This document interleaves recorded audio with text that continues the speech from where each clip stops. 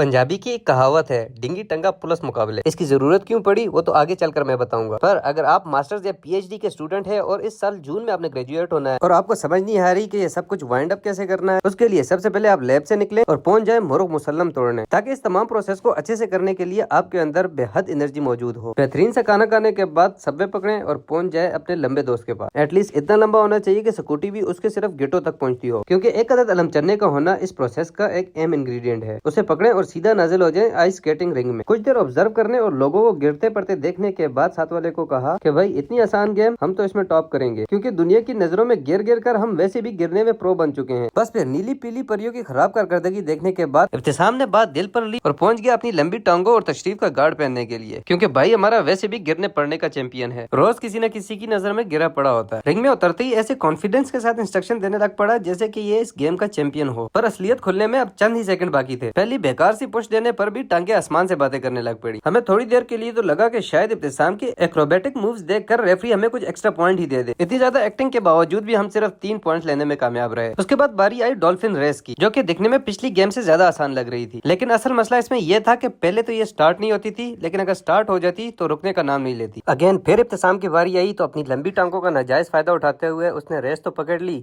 लेकिन फिर ब्रेकें लगाने में नाकाम रहा। लंबी टांगों का सहारा लेते हुए तेज भागकर जो 2 सेकंड बचाए थे वही गिरकर 5 जाया भी करवा दी, और इतना शदीद वाला गिरा कि उठाने के लिए लेडीज को मैदान में आना पड़ा। इसके देखे देखी मैंने भी खैरियत इसी में जानी कि भाई हार तो वैसे भी गए हैं, अपनी हड्डियां बचाओ। 2 गेमों में मुंह काला करवाने के बाद रसाकशी का रसा देखकर हमारे गुजरावाला के नकली पहलवान में असली पहलवान की रूह जाग उठी। इसी खुशी में अपने 350 दांत बाहर निकालकर जादूगरी चढ़ा पकड़ा और पहुंच गया मैदान में। क्या करने? वही जो पिछले 2 गेम्स में किया था, यानी कि मुंह शदीद वाला काला करवाने। हमारा पहलवान कुल मिला के 3 सेकंड भी अपने पाँव नहीं टिका पाया। इस दफा ऐसा गिरा कि रेफरीज की नजर में ही पक्का पक्का गिर गया और मैं पीछे इनका फैलाया हुआ गंद संभालने की नाकाम कोशिश करता रहा। इतनी शानदार कारकर्दगी दिखाने के बाद हमें स्टेज पर बुलाकर लांतों के साथ नीचे से तीसरी पोजीशन दी गई और इब्तिसाम को बार बार गिरने का स्पेशल वर्ल्ड रिकॉर्ड भी दिया गया। और ये है वो आजमूदा नुस्खा जिसके बाद आपका दिमाग 100% काम करने लग पड़ेगा और आप अपनी डिग्री को अच्छे से वाइंड अप कर पाएंगे। सो इसके बाद जिस स्पीड से इब्तिसाम अंदर गया था उसी स्पीड से वापस आया और ये सोचकर डांस शुरू कर दिया कि हमारी कौन सी पहली बार थी, हम तो रोज ही गिरते हैं। सो इसीलिए